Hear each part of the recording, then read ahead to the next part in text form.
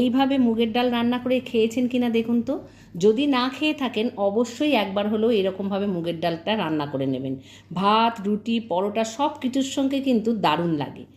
বড় বড় করে ডুমো ডুমো করে বড় বড় করে লাউ কেটে নিয়েছি, আর মুগের ডালটা বারবার ধুয়ে পরিষ্কার করে নিয়ে একসঙ্গে দুটোকে একটা সিটি দিয়ে কুকারে সেদ্ধ করে নিচ্ছি। আপনি কড়াতেও সেদ্ধ করতে পারেন, কুকারে সেদ্ধ করলে তাড়াতাড়ি হবে, তাই আমি এটাকে নুন দিয়ে সেদ্ধ করে নিচ্ছি। সেদ্ধ করার সময় দিচ্ছি দুটো কাঁচা লঙ্কা আর নুন, এছাড়া আর কিছুই দেবো না, দিয়ে একটা সিটি দেব, ব্যাস। বেশি সিটি দিলে কিন্তু গলে যাবে।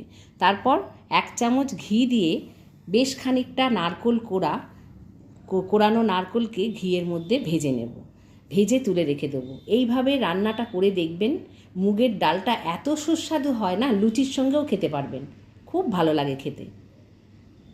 ঘিয়ের মধ্যে ভেজে নিয়ে নারকেল কোড়াটাকে তুলে নেব। ইউটিউব থেকে দেখলে আমার চ্যানেলটা সাবস্ক্রাইব করে নেবেন, ফেসবুক থেকে দেখলে পেজটা ফলো করে রাখবেন, বন্ধুদের সঙ্গে শেয়ার করে নেবেন আমার দেওয়া ভিডিওগুলো। নারকেল কোড়া ভাজা হয়ে গেছে, তুলে নিয়ে আর একটু সাদা তেল আর 1 চামচ ঘি দিলাম। ঘিটা গলে গেলে গোটা জিরে, তেজপাতা, শুকনো লঙ্কা ফোড়নে দিলাম। ফোড়নটা বেশ ভাজা হয়ে গেলে দিয়ে দিলাম 1 চামচ আদা বাটা। আদা বাটাটা কয়েক সেকেন্ড নাড়াবো, তারপর অল্প একটু হলুদ গুঁড়ো দিলাম। ডালের মধ্যে আদার গন্ধ কিন্তু দারুণ লাগে। সেদ্ধ করে রাখা লাউ আর ডাল একসঙ্গে দিয়ে দিলাম, সব কিছুর সঙ্গে ভালো করে মিলিয়ে নিচ্ছি।